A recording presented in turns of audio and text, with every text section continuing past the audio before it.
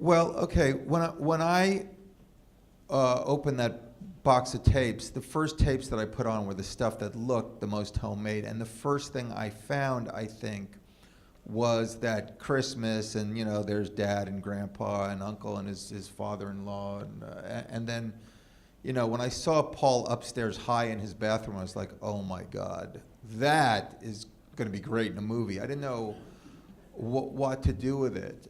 And the skydiving, he always said, I've got these skydiving tapes. I mean, he told me for years, but he never really trusted me enough to give me the stuff. So that was, to me, the most surprising stuff. Although the stuff I loved best that I couldn't really get in the film because there wasn't room for it is Paul did like a 2-week guest shot on, I think, either Days of Our Lives or In the Bold and the Beautiful.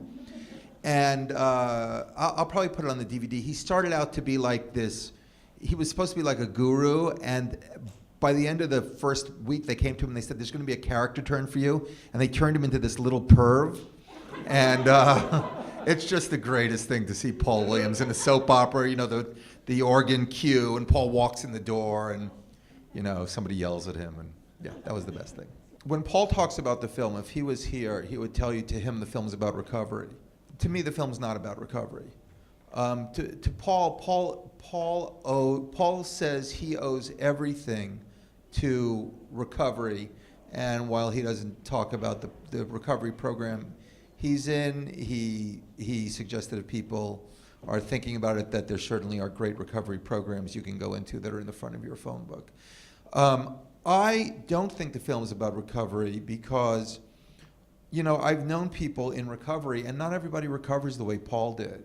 To me, I actually think there's something magical about Paul's recovery, although I don't think without sobriety Paul would be where he is today.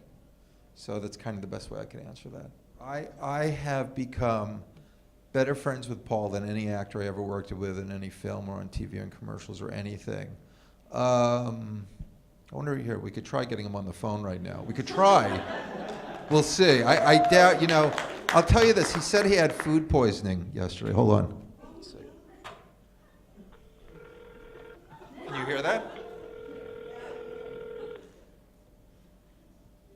Hi there.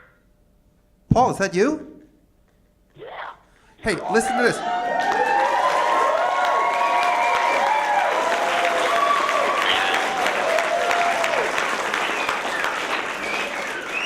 So,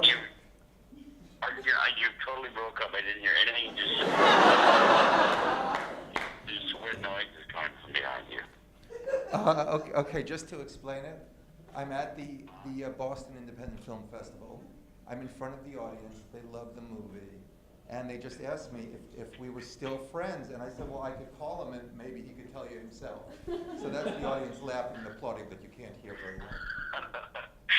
No, I told you never to call me here. Okay. Yeah, we've gone from, I will always take a call day and night from Brother Steve. He's gone from stalker to family, and I love it. He can call me anytime.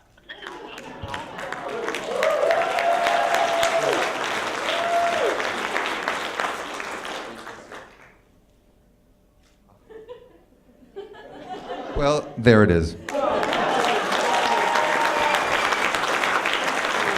Thank you very much for coming. Really appreciate it.